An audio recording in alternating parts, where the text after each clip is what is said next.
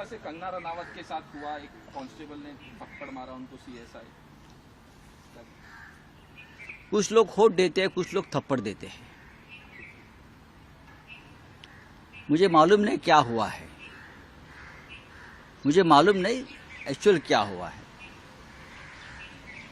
मैं देखूंगा और बात करूंगा। तो किसानों के जो आंदोलन था उसको लेके कहा था कि 100 रुपए में किसान वहाँ बैठे हैं, तो कांस्टेबल ने कहा वहाँ मेरी माँ भी गई थी, जाके बैठी थी, और आपने इस तरह से स्टेट ली। अगर वो कांस्टेबल ने कहा है कि उनकी माँ बैठी थी तो ये सच है,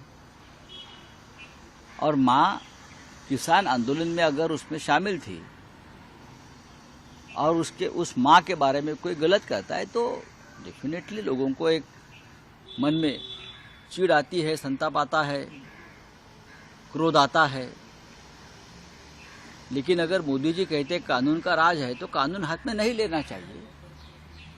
लेकिन एक कांस्टेबल ने कानून लिया है अपनी माँ के लिए। भारत माता भी माँ है उसकी, और जो किसान आंदोलन पर बैठे थे वो भारत माता के पुत्र थे या कन्याएं थी। तो अगर किसी ने भारत माता का अपमान किया है और किसी को गुस्सा आया, भारत माता का अपमान किया, तो मुझे लगता है उस बारे में सोचना चाहिए। मुझे कंगना के बारे में हमदर्दी है, वो अभी सांसद है, सांसद के ऊपर इस प्रकार से हाथ नहीं उठाना चाहिए।